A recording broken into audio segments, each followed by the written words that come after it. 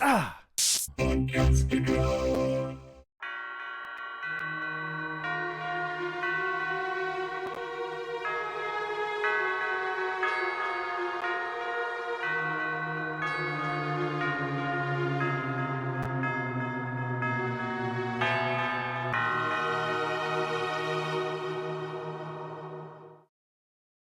Welcome to the show. My name is Alex. And I'm Lizzie. And this is the What Is From cast. At the time that we're recording it, it's an MGM Plus dedicated to the show From. And today we are looking at season 1, episode 4. All good. 7. What did I say? Episode 7. I did. Oh, I thought I said 7. Okay. You said episode 4. I don't know. I don't know what I'm doing. Been there, done that, my friend. As I said, episode 7, all good things. And this is the episode of episodes where everybody that we talked to from the cast, this was the one thing that everybody talked about. But before we get into it, I just wanted to say, if you're listening to the show, thank you. And if you'd like to subscribe to any of our platforms, whether it's YouTube or the podcast or whatever, please do. Just hit that like, subscribe, all that good stuff. Also, we do still have our Etsy shop going on. And you can just go to Etsy, What Is From shop, and you're good to go. All right. And so I see Lucy. Hi, Lucy.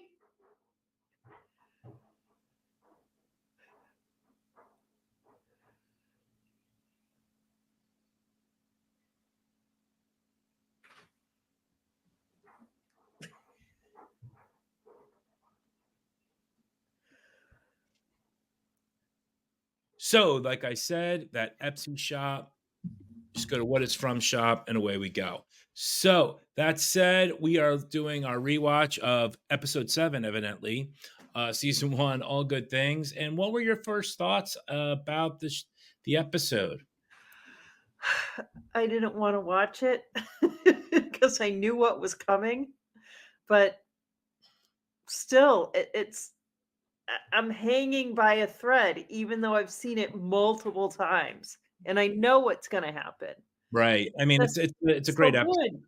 Yeah, and I know now we don't fully say goodbye to Father Katri, but then I didn't know, and I'm so surprised at the time. It happened so fast, so quickly, and I just missed him being there. I feel like there was more to be learned from him,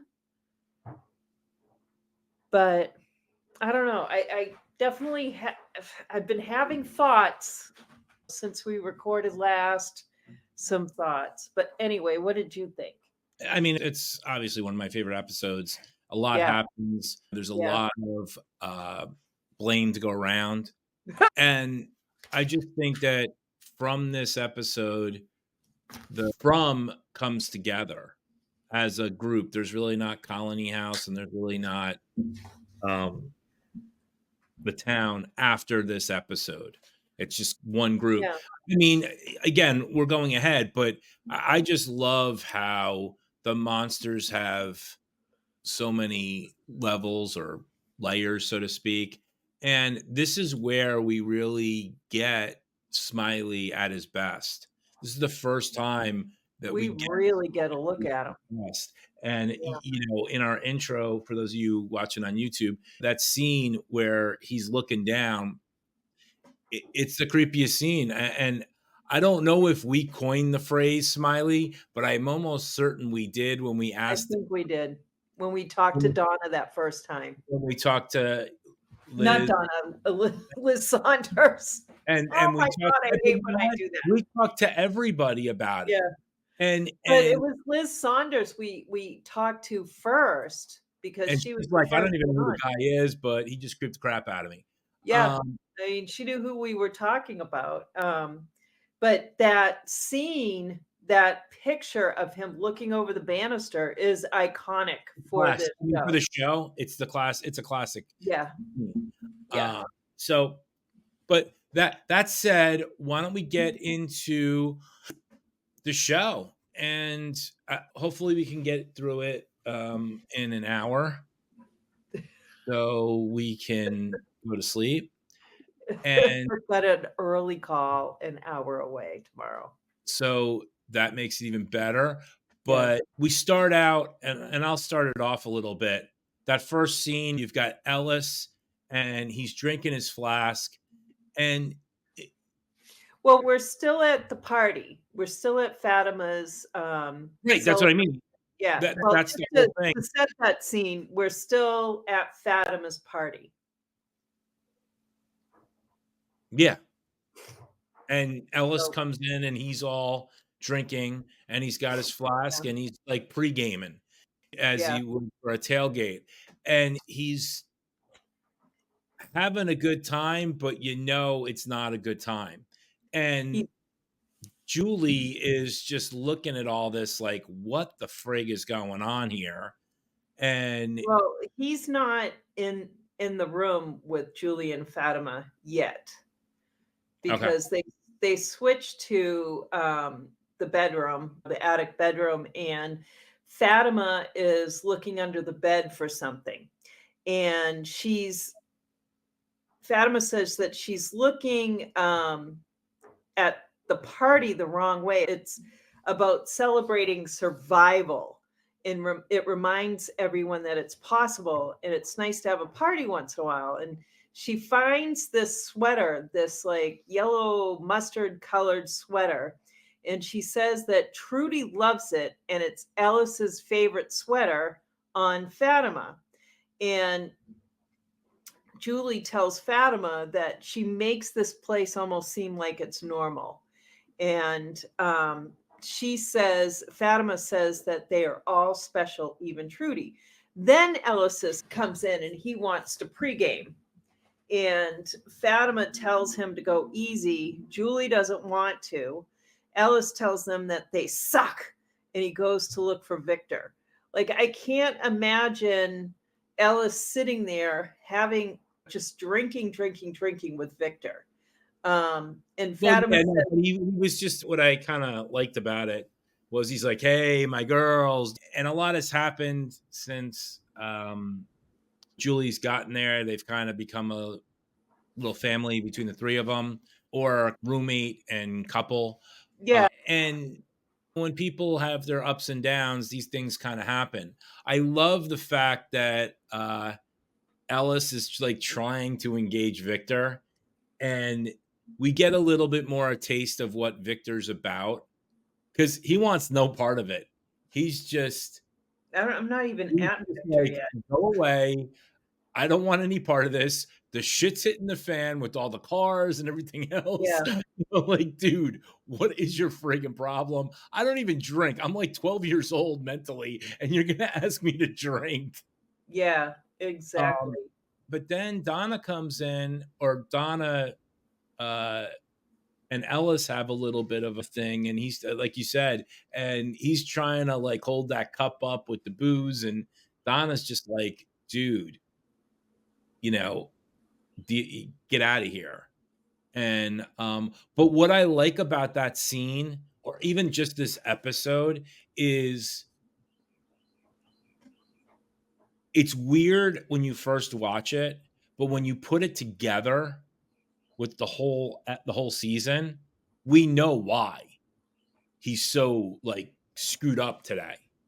Because I mean, his mom, this place, everything has gone to shit. And what's kind of sad is that the only thing he does have is Fatima, and we always hurt the ones we love the most, I guess. But sorry for jumping in because I think there's something else important that you want to talk about when it comes to Donna and Victor in this scene. Um, I just have to catch up because you were not going in order and it's throwing me off. Oh, okay. Well, no, I kind of did, but I'm on the third Yeah. line. Out of the So pantry. Victor's in the kitchen because he's looking for peaches. and they're out of peaches, but she's been putting some other things aside for him, like fruit cocktail and cranberries. But I don't think that those things hold the same interest and comfort for him that peaches do.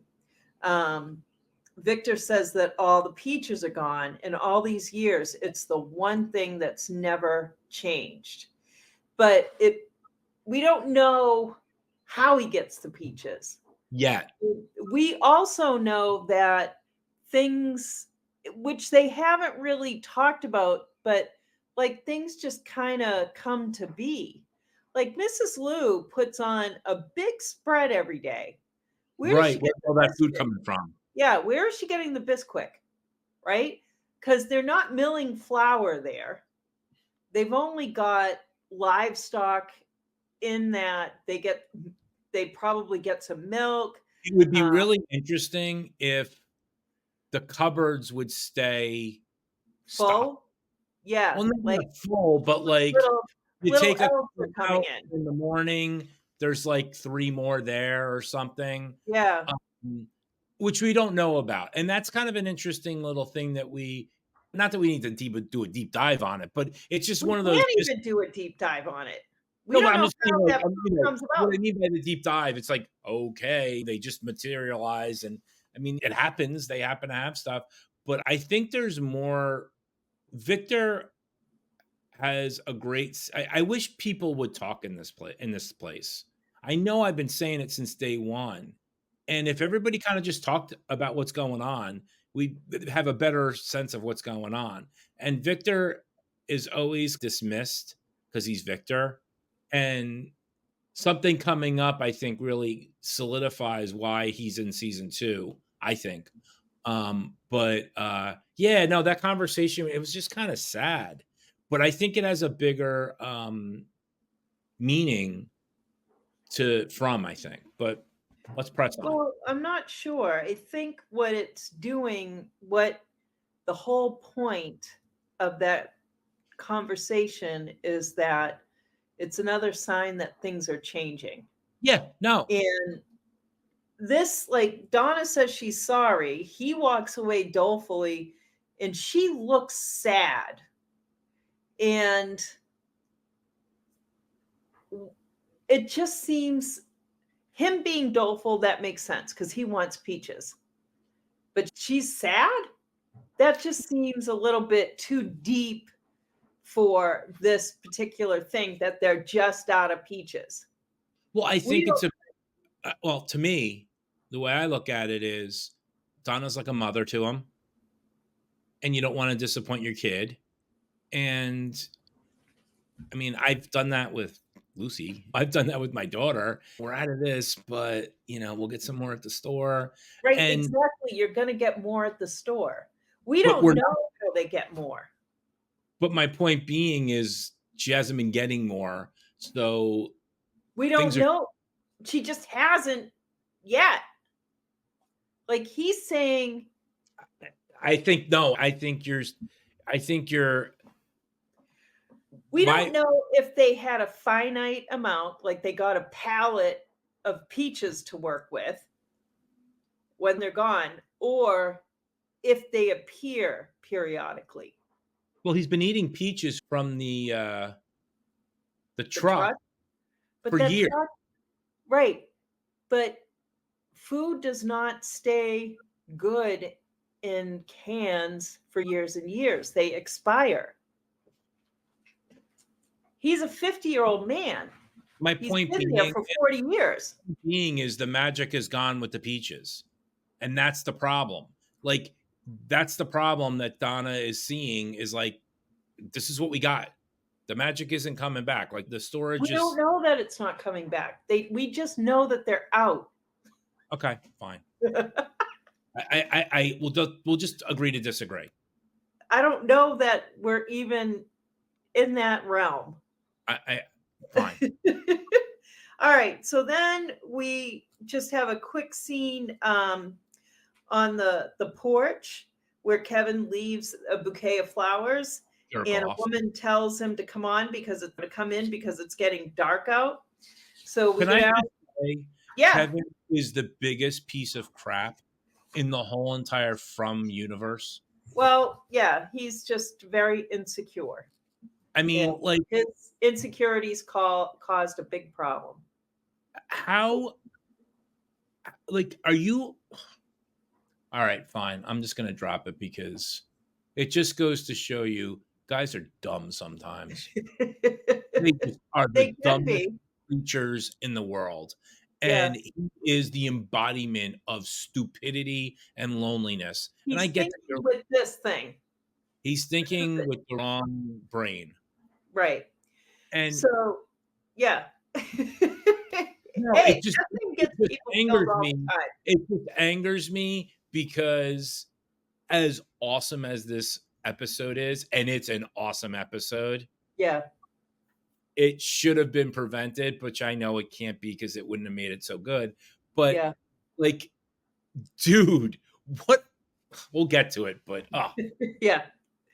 So, it's just more exposition about everyone getting ready for the night. Boyd's walking down the street ringing the bell. The thing that I noticed is that 3 girls walk into the house that, Nathan and Sarah shared. So, apparently people have moved right in. There's a well, vacancy. they just don't even paint. They just leave the blood on the Yeah, wall and there's no keep need, on yeah. going. I mean, it's so funny how, but they have to do that. It's not like they can go to the general store slash whatever with the peaches right next to it is the paint. I mean, because Yeah, nothing is painted. yeah.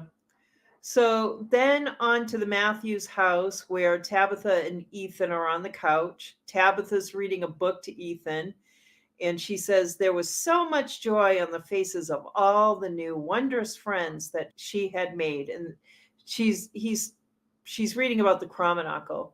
Then we're at the sheriff's office.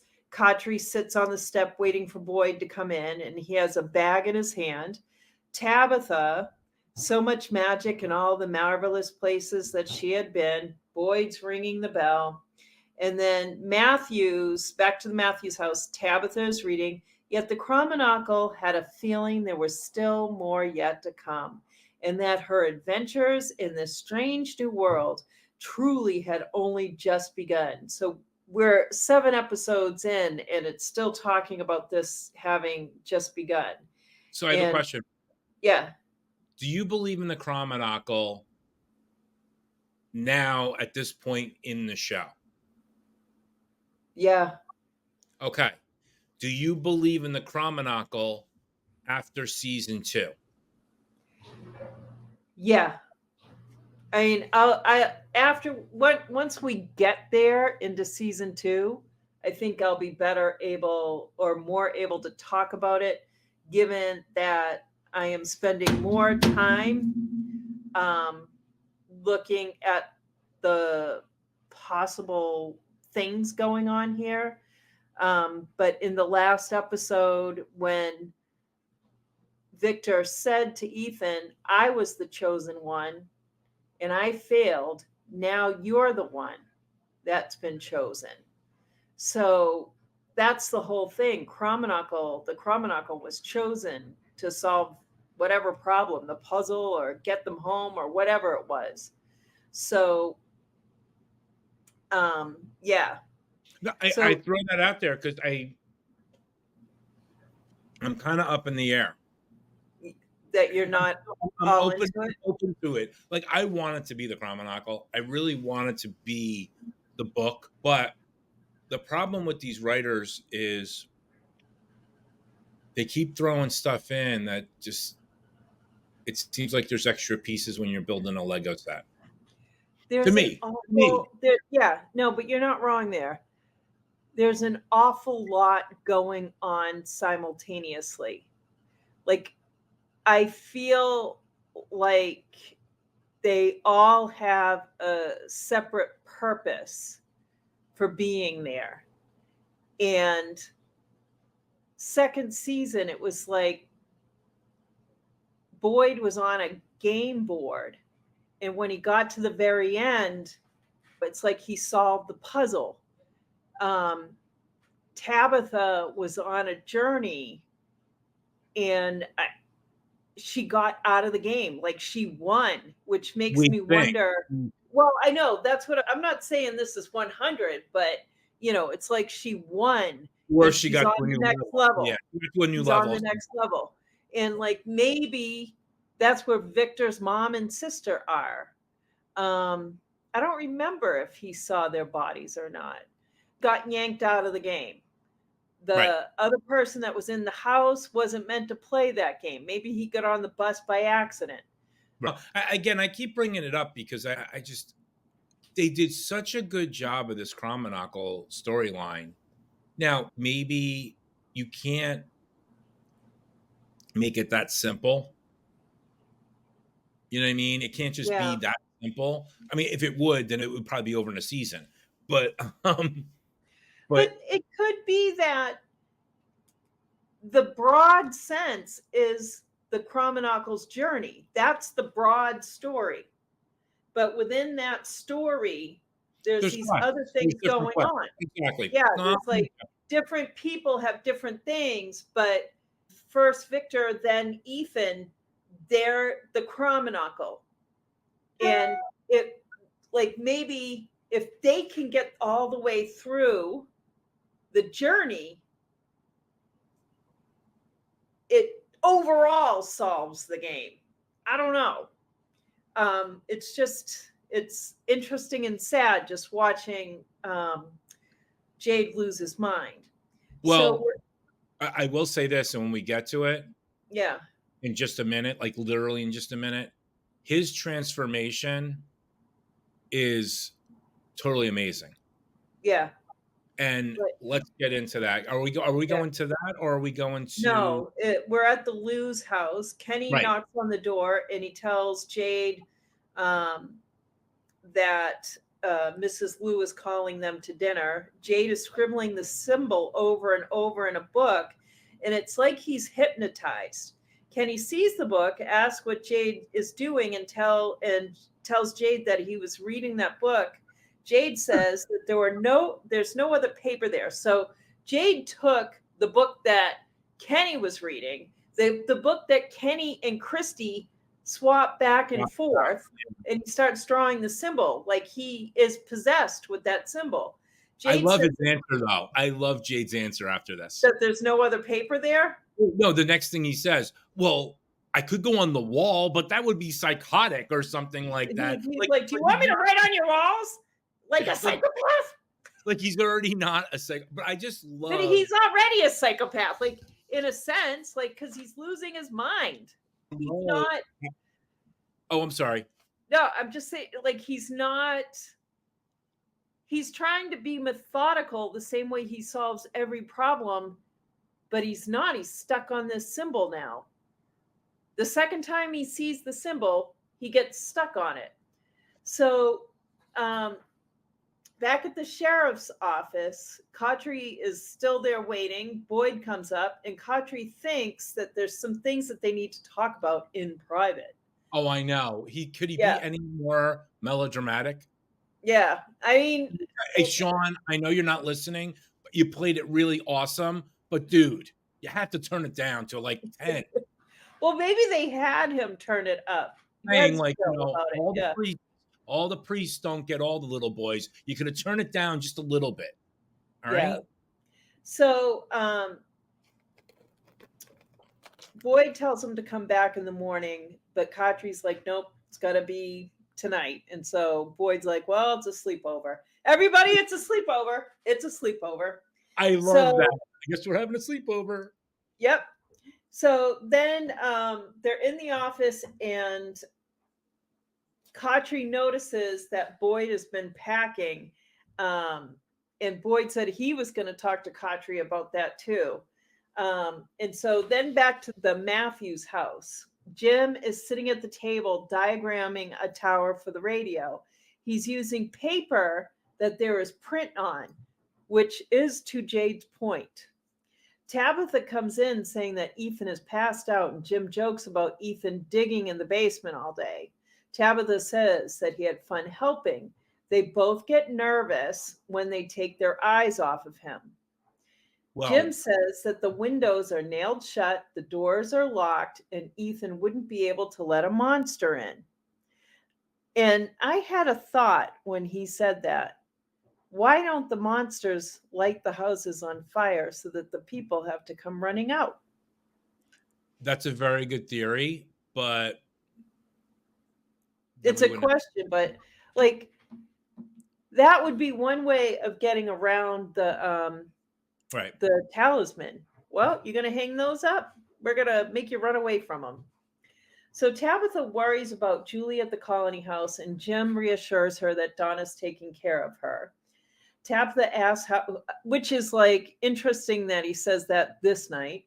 Tabitha asks how it's going, and Jim says he will need all the building materials, and every battery they have will be drained, and Donna will have to let them build on the highest ground at Colony House, but that it's promising enough for everyone to hate him when it fails. And Jim says that um, that static is a far cry from a signal. So they kid about the oh, my laundry is done. They kid about the basement, and Tabitha goes back down to dig. You want Now, to? Do you want to take a second? no, I don't Is it going care. to keep beeping? I didn't know if it was going to keep beeping. No, it'll be fine. Okay. So up at the colony house, Fatima and Ellis are at the party, and Ellis has had way too much to drink. So he insists that he's fine because it's a party, and tells her not to worry, but she is worried. I mean, who wants to, like, he could be throwing up all over the place. Wait, And we know like that the like bathroom a is gonna like be a busy. girlfriend never has to worry about their drunken boyfriend ever, Yeah. or Yeah. vice versa. Well, he's Because drunk. He doesn't know what he's saying. no, I'm just saying, like we've all been there. Yeah. We've had Yeah. our drunken significant other who's just having a bad whatever, and you Yeah. just got to deal with it. And hopefully, because she's like, "Oh, he'll be fine. He'll be fine. He's just got to sleep it off." Yeah. So Donna gathers everyone to celebrate Fatima. 1 year ago, Fatima arrived. So I, of course, have her on the board. Whoops. Um, I've got to get this to the right way. All right. I don't know if anyone can even see this, but we have the Matthews family and Jade arriving at the same time. This is 6 nights ago. 6 nights. Sarah, 4 to 5 months ago with Nathan. Christy, 6 months ago. Fatima, 1 year. And we'll stop there for now. What I So, find interesting yeah. is Victor really was alone for a long Mm, time. That's the first thing, and also it was 7 days, because the only reason I say it's 7 days, when Boyd walks in to the thing, it said 7. what what thing? When Boyd goes to his house What does it with say? 7 days without a. it say 7. I think it's wrong because Okay, I've it been. very well may be, Yeah. but it may be Because like, going into the 7th day, but I'm just saying yeah. what it says. And the only reason I noticed that is 'cause I just watched it. Like, I literally Yeah. just watched it. So, but it Yeah. doesn't really matter. The point is it's only been, like, about a week. Yeah. And I'm only disagreeing because I've been keeping very careful track of it because I wanted to know, yeah, because it's day 6 when we start this, because I wanted to know, and day 6 carried over because because I think it was like 2 weeks when the bus shows up, but I wanted to know. So 1 year ago, Fatima arrived. All have come to love her for various things, including her weed. Donna says that Fatima has made this big old drafty box feel like a little bit more like home, and wishes her happy anniversary and gives her a gift, which is a dream catcher. And they hug. Donna says that they are so lucky to have her, and they both get sniffly. Donna tells everyone to drink, smoke, have fun, and keep an eye on each other. A woman comes up to Fatima and this is a big deal to Julie, wishes her happy anniversary and kisses her passionately while Julie looks on. Julie doesn't know what to do with what she's just seen and walks away stunned. Because, like, she's trying to figure out how she fits in. Absolutely. Yeah. I Like, mean, it's a lot going on because she was like the third wheel of Fatima and Ellis in a good way, or the yeah, third amigo. And then it's like, wait, who is this person? And why is she sucking face with Fatima? And what yeah, about Ellis? I mean, because you got to remember, she's a kid. yeah, So she's still trying to deal with new boyfriends and whatever else at that time, even though in the last 7 days, she's matured a lot. And yeah. with the fight, like she knows what's up with her family. So, I mean, there's a lot going on there. And I just know with a 9-year old, there's a lot of emotion. I can't imagine, and I don't want to think about high school slash Ever again. days. No, it's bad enough as a guy, never mind a girl going through everything like that. So it really is, it's very telling. And we all are trying to, first off, there's the one layer of you're trying to fit into society, whatever that society you're in. Then you have to also, how do I fit into this colony house, which I did because I was trying to get back at my parents, and nothing is going right. Well, You I think she was reacting to knowing that her parents were divorcing. And she was, in a sense, saying, "You want to divorce each other? I'm going to divorce you, and I'm going to go on this separate direction." And she's in the colony house, and I don't think she expected the complexities that she's encountering. And she's created this, or she's working on this relationship with Fatima that she doesn't fully 100% understand. And but she knows she likes Fatima and Ellis a lot. um and when this other woman comes up, she doesn't, like, it throws her for a loop because she doesn't know where she fits in now. She Oh, knew where she was absolutely. No, fitting no, in. and this just goes back to kids and accountability in terms of this. Just what you just said. I'm going to show you, I'm going to divorce you. Well, you know what? There's consequences to that. And Yeah, I know it's kind of a different conversation, which I'm not going to get into, but I just think that you're absolutely right. How do I fit in this world? How do I fit in the world just in general? yeah. And this friend, my good friend, my only friend, Has is, this other thing. which I have no idea about. And how am I Yeah. going to deal with this? Yeah, it came So out of nowhere. Because, like, the thing is, she was probably expecting normal world issues. She wasn't really thinking about the things that she's encountering in this house. So some of it has really and truly been a surprise. So now we're at the sheriff's office, and things are getting underway between Katri and Boyd.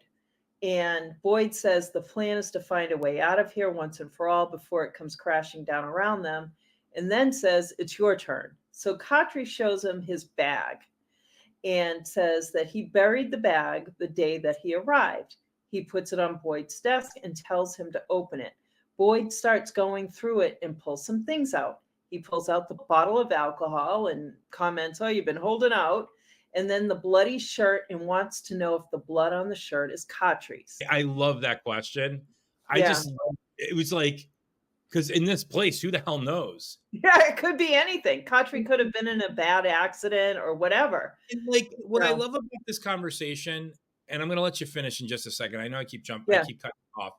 It's just that I love the dialogue in this sense. They're putting their cards out. We're trying to figure this out. Where 99% of the time, everybody is like so secretive. yeah, Yeah. And what Katri says in the beginning of this, which is so important, is We never talked about our lives before we got here. And Right. I think that may be a key to either why they're there or how they get out. Yeah.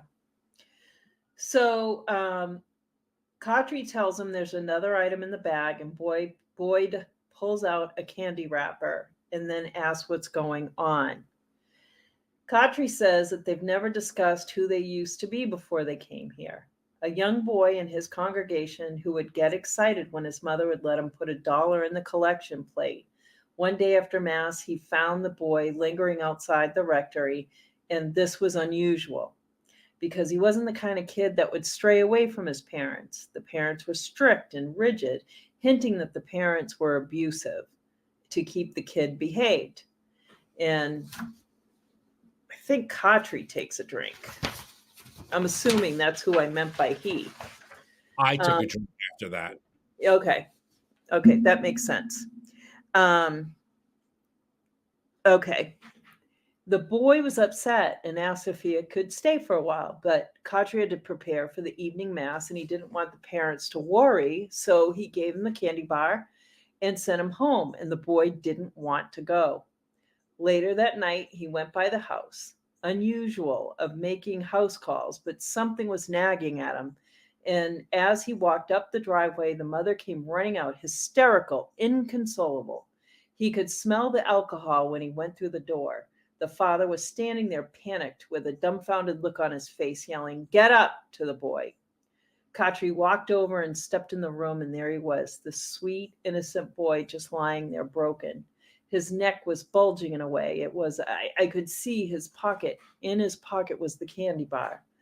Father said the boy would be fine, but the way he said it sounded indignant. The next thing I knew, I was on top of him, smashing his face as hard as I could. I couldn't stop. I just kept hitting him over and over again. I couldn't stop. Even when I felt the bones in my hand start to break, I couldn't stop. I was the one who was supposed to listen. I was the one who was supposed to defend the defenseless. That sweet little boy came to me begging for help, and all I could do was give him a candy bar. A fucking candy bar. And he throws the wrapper violently. Now, crap, I don't remember what I was going to say. So the next thing I remember, I was standing on a bridge holding that bottle in my hand, and it was the first time in my life that I heard the voice of God. He told me to get back in the car and that there was another path for me to follow. So I did. I got back in the car and I drove, and 2 hours later I was here. So Katri mentions God and what God said, and this was the way he way what the heck was I trying to say? I don't know what PON means. Path? And that this may be his path. Oh my gosh, sometimes the handwriting, Alex. Anyways, so Boyd is asking why he's telling him this all now. Because, like, I don't know, sometimes, to your point, why hadn't they talked about stuff yet or before? Because I have Sarah tied up in the Or basement you of the would think- church. I'm sorry, or you would think they would have talked more because they're so kind of close. It's Yeah, kind of not that he's his right hand man because obviously that's Kenny, but he does protect Kenny. Those two, it's like Donna, him, Katri are kind of like peers. they're the Like, they're they're the the leader. elders. And then we've got the Luz and maybe Alice and Fatima as that second layer because they're kind of like lieutenants. Because Yeah, obviously Mrs. Blue is the food and Kenny yeah, is the deputy. Oh, and then also Christy. yeah, Christy's on the second level with them. I mean, yeah, trying to think about that, it's kind of an interesting deal. yeah. So, look, I've always known there's a reason we're here. Boyd pulls his gun on Katri because Katri's got Sarah. That there's a path to follow, and I know it may seem. Katri turns to face Boyd, and Boyd cocks the gun. Boyd says, "Tell me you're joking." Tell me you're motherfucking joking. And Katri asks if Boyd is going to shoot him. And Boyd says he might shoot him. And Boyd says, you told me that Frank broke the rules. Frank had to go in the box. And now you just, the girl. Katri says that the girl may be the key to unlocking all of this. The girl may be the way we all go home. Boyd tells him to keep talking.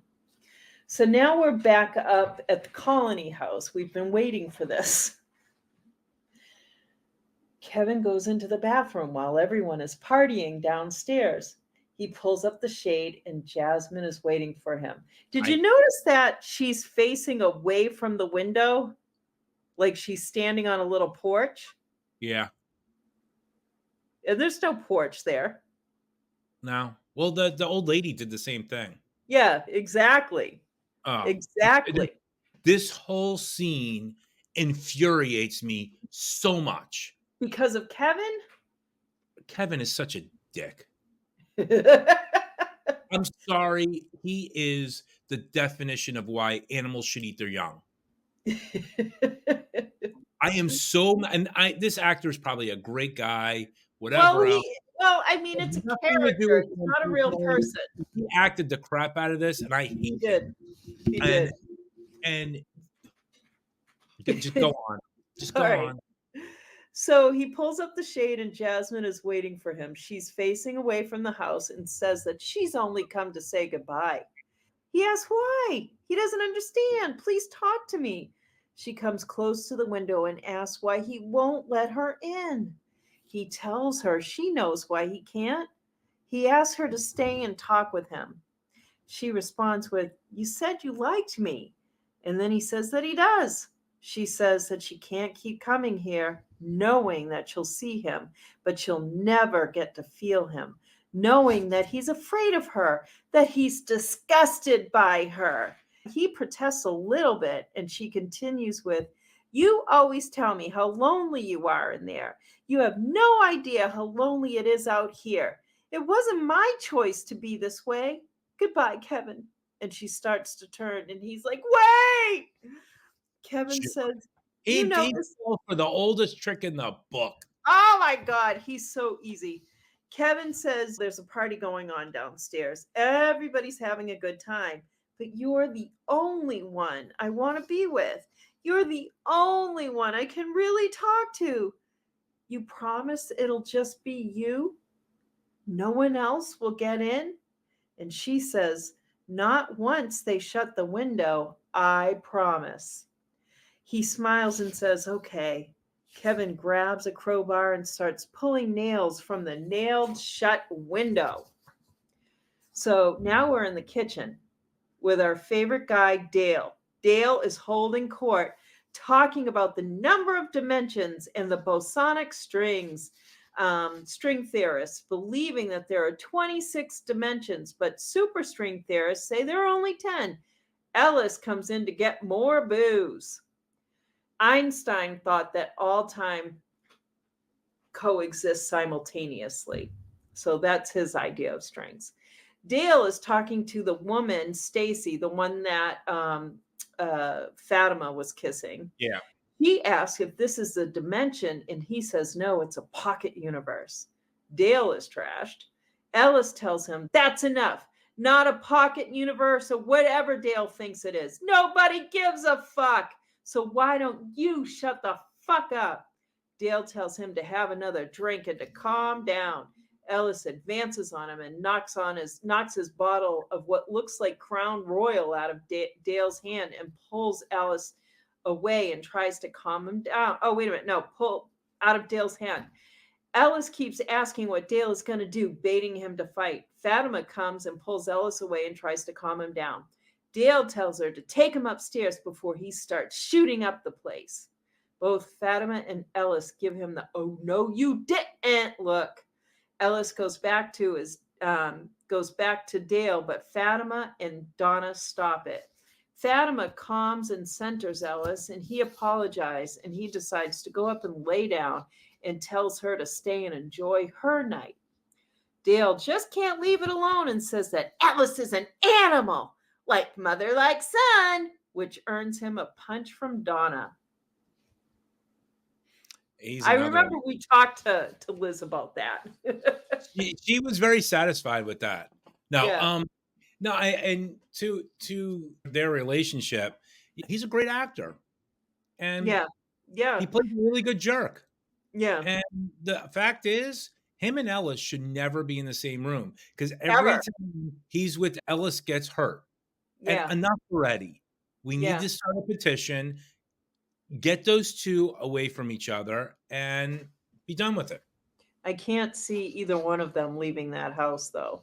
So now we're back in the bathroom. Kevin opens the window and helps Jasmine in just like a gentleman. She tells him to close the window real quick. She Sure. drops the flowers and says, "See, just the two of us." He comments that her hands are so warm. She asks if he thought that they'd be cold. She tells him to kiss her. They kiss and she goes in deep and lifts his shirt. Her nails are short and normal, and then they scratch his back with really long nails. Now they're long and pointed, leaving blood trails. He slaps her hand and cries out in pain. She latches on and bites off his tongue, and he backs away, spewing a river of blood from between his teeth. She morphs and goes after him. I just, you know what? The fact that she ripped out his tongue was like the best part of that because he should never have been talking. He Yeah, deserved everything he got, and he killed yeah, those people because of he's an idiot. yeah. And I understand loneliness and everything else. I totally get that. He But was just thinking about his Johnson. I'm just saying, like, hang out with Trudy. Yeah, I mean, They're both Trudy, lonely. maybe he'd already ridden that ride. I don't know. He already Maybe, ridden that ride. He yeah, had two. maybe he Yeah, had. he had tickets on that ride. Yeah, No, maybe she was like, no, no, thanks. You can keep it, Kevin. it was just so. And then she opens the window, and then she just walks away like, "Hey, hello, we're open for business, guys." Yeah. So, back in the Lou house, we're in Jade's room. Jade is in his room, laying on his bed, awake when Kenny comes in to tell him that dinner is ready. Jade says he's not hungry. Kenny says that Jade's been staring at that book for a day and a half, which can't be true. Jade throws the book and tells Kenny to F off. Mrs. Lou comes in and starts yelling at I Jade. love Jade, this. I love yeah, this. Jade sits up in bed. Jade surrenders and says that he's coming. Kenny advises him that it's best not to take too long if he were him. Jade responds in Cantonese. He's already learned some Cantonese just being in that house a day. So now we're back in Colony House on the second floor. Fatima comes up the stairs while people are talking and are at the party. She sees Trudy and tells her to work on her party face. She asks what Trudy is doing sitting there alone. Trudy tells Fatima that she doesn't have to bother since she knows that Fatima doesn't like her. Fatima says it's not true, and Trudy says that it's such a nice party. Fatima says that she will get one too. Trudy doesn't think that she will. Fatima thinks for a second and tells Trudy to take off her shirt and that Trudy drives her crazy sometimes, but they are in this together and gives Trudy her mustard sweater that Trudy adores so I much. really, this is so sad. I can't believe they did this. I Well, really oh, can't. what kills off Trudy? Yeah. She tells her that she's not alone, and Trudy puts on the sweater. Fatima says for her to think of it as an early gift for her anniversary. Fatima tells Trudy that the sweater looks better on her anyway, and Trudy says it's wildly untrue, but thank you. Trudy says that she's going to go find something to give to her too, and goes. Julie Jones joins Fatima, telling her that was a nice thing to do. Julie asks about Stacy, the girl that Fatima kissed. Julie says that she thought that Fatima and Ellis were together. Like, I mean, if Julie's just been leading this standard, like boring life, it wouldn't have occurred to her that this would happen. Fatima says that Ellis is her person. The thing with Stacy's just fooling around. Julie uneasily asks Fatima if she can kiss her. Not getting the 100% response she was looking for, Julie backs off saying that she was kidding and runs away. So that's like typical teenager. My God, it couldn't be any more typical Yeah, teenager. And yeah, yeah, I mean, it's just kind of you take a shot, you get shot down. I'm gonna go run away. yep, that's the only thing to do. I mean, I don't know. So, I don't know if I think most adults would do the same thing. yeah, yeah, I would. I mean, who wants to be turned down? I So, mean, but if you're gonna go after somebody, she's not the she's like the best person to go after. yeah, yeah. So Boyd and Katri are still talking, and Boyd says, "So this girl tells you she's hearing voices, and you just." Katri says that he was skeptical too, and then shows him Sarah's drawing of the logo. Katri's been there almost 3 years. All right. So Fatima 1 year, Katri almost 3 years, Donna 3 years, 6 months, and 17 days. So let's see. Boyd says, "So you told someone and someone told Sarah." Katri says he didn't tell anybody and that there was no way she could have known. Something was watching me that day, that same thing that told Sarah. Boyd, and you think this thing is trying to help us by killing an old man and a child? Katri, whatever it is, it's the fabric of this place. Okay, whatever connection Sarah has that makes her valuable in ways we may not even understand yet. So if you want to put her in the box, that's fine. I'm not going to stop you. But if you are serious about finding answers, the fact that you're going on this journey at the same time that this connection is revealed, that's just not a coincidence. That's providence. Providence, in case anyone doesn't know, it's not just the city in Rhode Island, but it is something that's meant to be. Boyd asks what he's suggesting. I love that word, providence. Boyd asks what he's suggesting. Katri says that he and Sarah should go with him. Use this connection to our advantage. Boyd says, so a priest, a sheriff, and a murdering psycho walk into a bar. Katri agrees and laughs. Boyd takes a drink. So back to the Matthews house. Tabitha has been digging the hole when Jim comes down. The wires are just going down straight. Jim says that if she goes any deeper, they will need a taller ladder. She says that they'll go as deep as they have to. Jim climbs down into the hole. When she stretches her arm in pain, he wants to look at it, and she says she's fine. He says that fine isn't a word that he'd use to describe any of them at this point. He rubs her shoulder, and she needs that.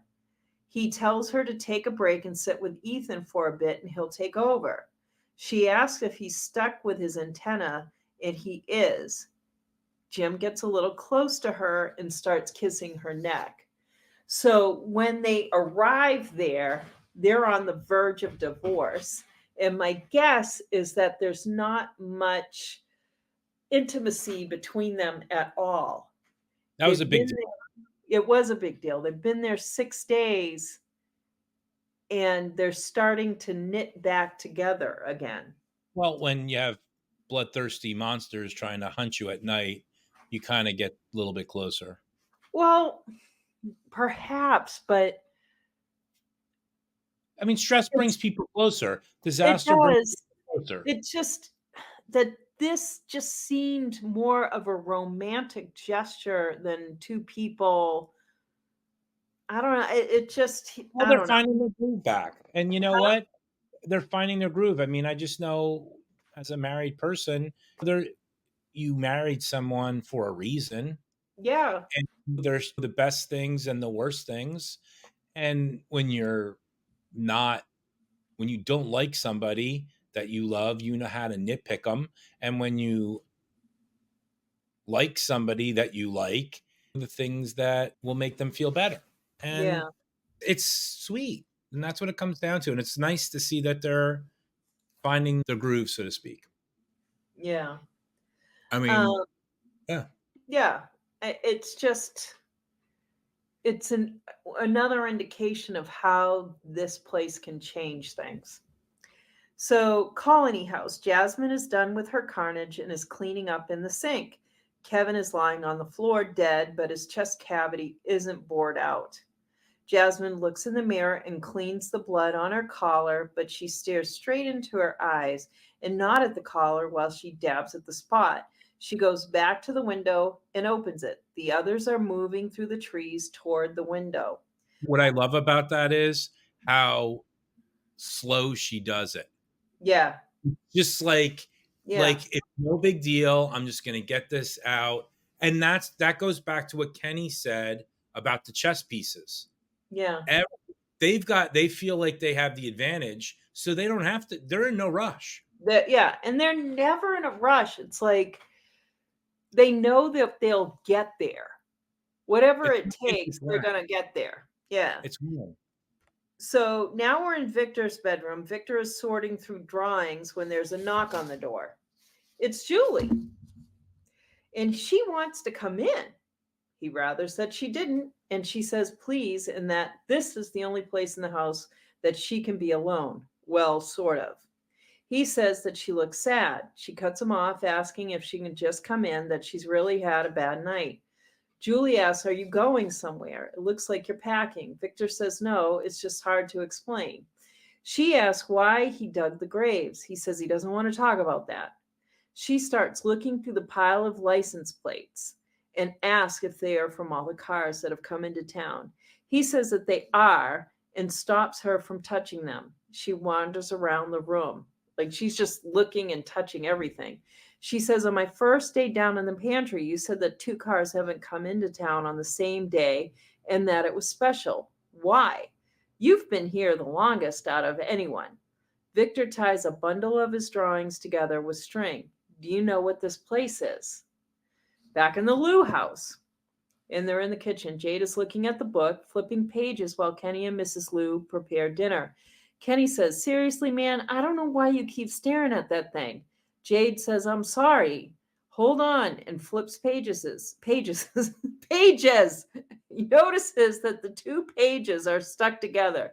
He grabs a knife and splits them, and a Polaroid comes out between them. He looks at the Polaroid with Kenny and Mrs. Lou looking over his shoulder.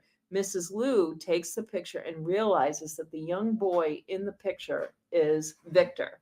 And they're like, what do you mean? That's not Victor. But my question to you and to the listeners is, okay, fine. He wanted to keep the picture for whatever reason, Yeah. but why did he glue it? Who? The person that put it in the book? Yeah. So it wouldn't get lost, I think. No, I'm just saying, like, what's the significance of any of that? And That book could have been, what was that guy's name? Paul? It could have no, been his, what was his name? just keep going. I'll get it. All right. It could have been some kind of diary or journal because when we see that picture, he's holding that book against his chest. And it could have been that he just got there and whoever he was with took that picture to record that moment of getting there. And so people do different things with their personal journals. Some people will draw on them or put things in it like mementos. They put it in the book, but he could have put that book and glued the pages around it so that he wouldn't lose the picture. That's all I think it was. It I was don't think Chris. there was a real purpose. It was Christopher. I don't even know why I Christopher. didn't think Yeah. about it. Yeah, I I don't just know. posted about him. The sad part is I just posted on our Facebook, I mean on our Instagram, and I just like drew a blank and I don't even know why. I didn't have to look it up. I'm just like, oh my God, it's Christopher. It's Uh Christopher. yeah, and Christopher, like in Sopranos. Come here, Christopher. Christopher. All right. All right. So So, yes. Are you no, ready? Oh, no, I just love that dynamic of the three of them and how Jade is just like a little brat and he fits how right in.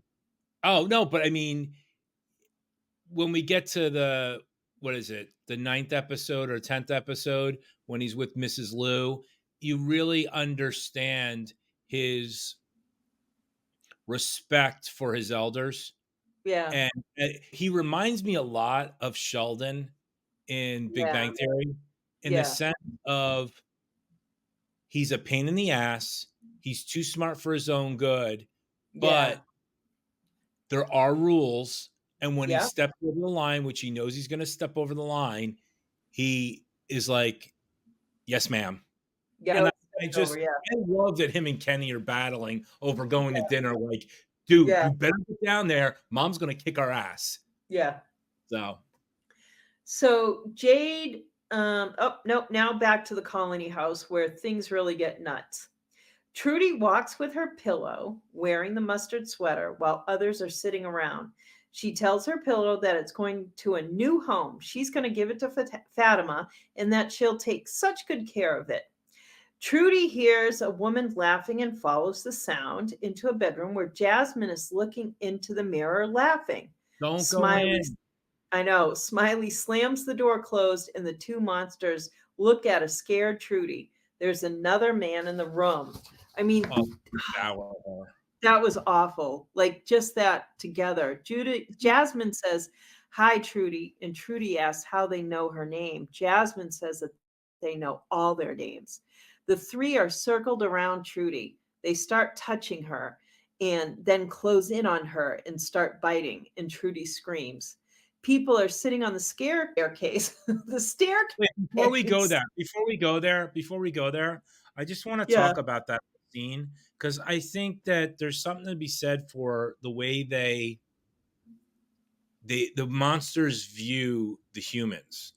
Yeah. Like, I don't know if they admire them. Yes, they think they're food or whatever. They want to kill them for some reason, but like Jasmine did this with Kevin, and they also did it with um Trudy, where Yeah. it's not sexual, but it's like they're checking her out. Teasing them.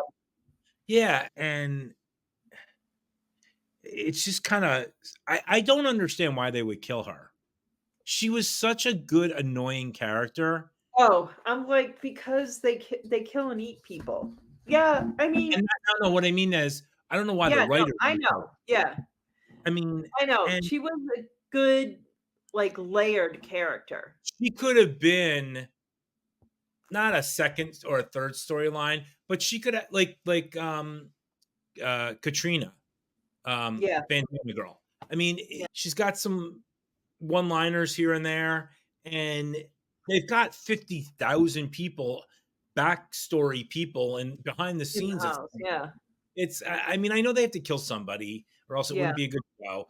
But it's like The Walking Dead in that sense. Nobody wants Glenn to die, but somebody has to die. right. It's just I don't know.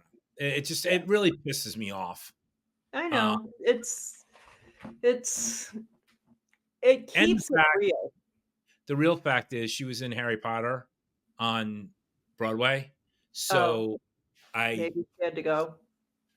I just love that fact. So if Oh, she's okay. listening, it's just like I don't know. Not that she would be listening. But that said, that was some gruesomeness. And Yeah. then the scene of all scenes is now where Dale and Well, he's complaining to Stacy that he's yeah, been Fatima here longer than Ellis and that he deserves a little respect. He could really help this place if they just. What the? Blood is dripping on him from above. They look up and they see Smiley smiling over the banister at them, which you go from just having a good time to being terrified. Screaming starts and someone yells that they're in the house. Ellis wakes up when he hears the yelling. People are running and yelling as the monsters come into the house after them. Fatima is asking if anyone has seen Ellis, and she starts to head up the stairs when she sees two female monsters coming down the stairs toward her. I love that one in the white It was dress. Jasmine and that black girl, right? I love that outfit she was wearing. She I turned. have it. Oh, you do? Yeah, I do. Brings out my eyes. Yeah. She turns and runs down. She heads to the front door when she realizes that there are more on the other side of the door in the vestibule. People run through the kitchen and out the door. In Victor's room, they can hear the yelling, and Julie asks what's going on. Victor says that it's starting. She wants to know what is starting, and he says that they have to go. She wants to know where and keeps asking Victor, asking while Victor doesn't answer, but grabs a really thick rope that he ties to a beam in front of his window. He throws the bottom out of the window while she's freaking out. He tells her to go first and that he'll follow her down. He puts the pack of tied pictures on her shoulder and for her to take. She goes out of the window and starts climbing down while people are running around outside. Donna is outside the door telling people to find their buddy and to get into the van. Fatima comes around the corner. Donna asks where Ellis and Julie are, and Fatima says she doesn't know. Donna starts to go back into the house. Fatima stops her, and Donna says that she's not running. Fatima tells her that she has to get those people to town to save as many as she can and to follow protocol. Donna runs to the van while she and the others get in. Julie makes it to the ground, looks up, and then looks around the corner of the house to see people running. She turns back to tell Victor to hurry up. Victor gets to the ground. Julie says that they need to get to town. He looks and sees the boy in white. The boy in white turns and walks into the woods. Victor says they have to go to the trees. Julie asks if he's crazy. Those things live in there. Please, they'll kill us. Victor tells her to trust him. If you want to see your family again, we have to go to the trees. She agrees. Smiley is touching the plants as he walks along the second floor hallway near the staircase. Ellis creeps along. He sees a door ajar with a pool of blood that has come under the door. He opens the door and sees the mustard sweater and the dark hair. He thinks that it's Fatima and then finds that it's Trudy. Smiley comes up behind him. Ellis is trapped. He throws a footstool through the window and climbs out on the roof. He runs along the roof, then jumps down to the ground, landing flat. Fatima comes around the corner of the porch and sees him. He hasn't seen Julie. Monsters come around the corner of the porch. Fatima struggles to get Ellis up. He tells her to go. She says she's not going anywhere without him and that they can do this. She gets up the stairs and into the house while the first two monsters follow and two follow from the porch. She gets Ellis inside and has an idea. She closes the front door and then closes the anti-door in the face of more monsters approaching from inside. She touches the talisman that hangs at the front door, saying, a woman monster bangs on the door, telling them not to be like that because they're having so much fun. They knock. Fatima sobs. Ellis just looks. They rattle the doorknobs.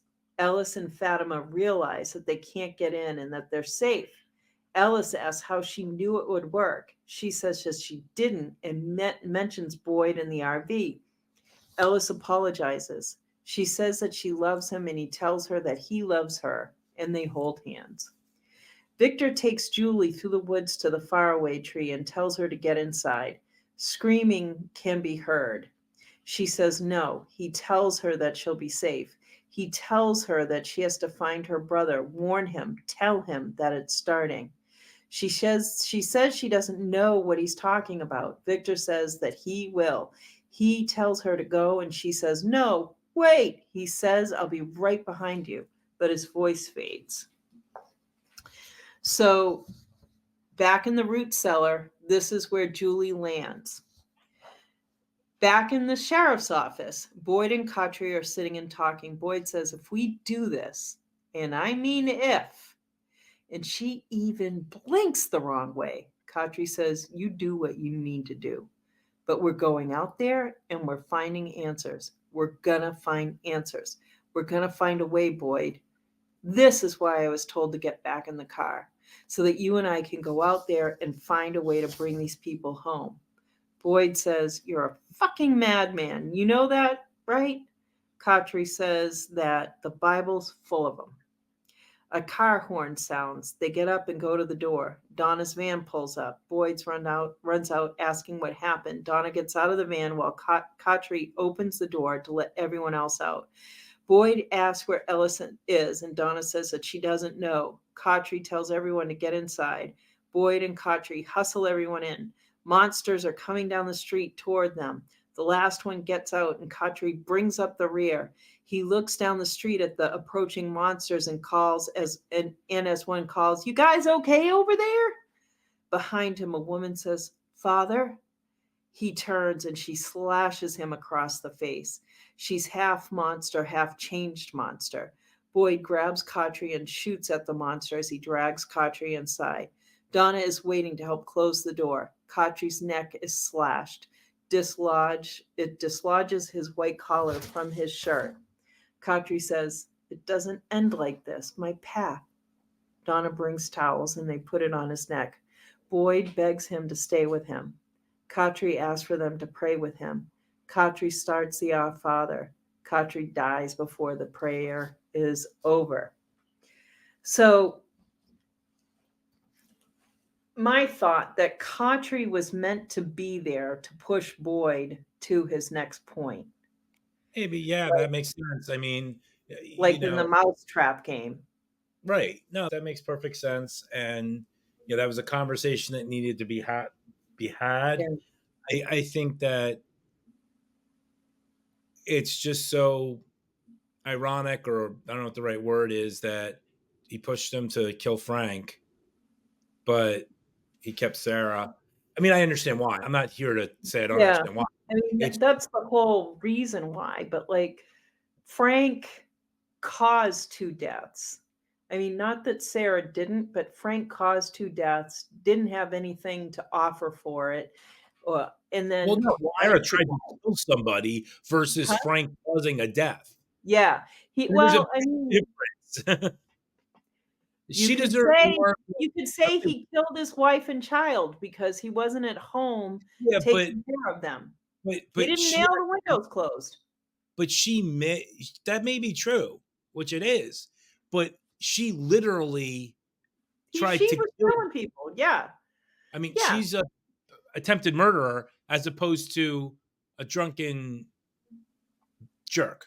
Yeah. Um, I mean, so, but at the same time, I go back to this statement all the time. It's like they have selective memory Memory? Yeah. when it comes to, and this is like a problem that I have with the show. Like, one minute, everything is mysterious. They got monsters coming out at night, but they can't believe that somebody is hearing voices from something else. I I mean, think because they've seen enough of the monsters no, but to you understand. realize. Oh, it's Yeah, normal. It's I know. normal. Like, But they're not extending that disbelief, like, they're not I don't get it. suspending the disbelief, but all of a sudden, if Sarah just said she was hearing voices, they would think that she was going crazy. But instead, she's hearing voices with some legitimacy because she tells Katri about the boy in the spaceship that's on the candy bar. Um, I had a thought about that boy in the I was responding to someone on one of the posts, one of the pages, and I don't know if I put it there or not, but of course now, after thinking I would never forget it, I have forgotten it. So that's it. So Katri, well, he's disappointed because I think he thought his path was to write book 74, and he Right. didn't and he didn't get to do that. I mean, it is His disappointing his thinking that you're his gonna do purpose may something and have just you don't. been to get them to a certain point, but you know what? And this is the thing, is it destiny, or is it fate, or is it pre-written, or Yeah, is it free will? I mean, we have been battling that throughout our lifetime as civilized thinking humans. Is yeah. our life Is there a reason for this? Why am I Well, here? is it free will that I'm on this podcast, or is it already pre-done? Is the book Predestined? written? Yeah, Yeah, and again, this is something that I love exploring, because the thing about this show is it's not just about the monsters, just like The Walking Dead. It's yeah, about something a lot bigger.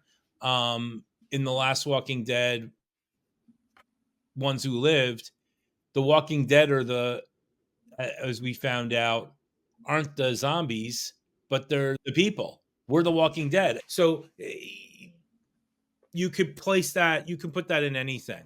So the fact that Katri died is awful. It was a shocker, even to him as an yeah, actor.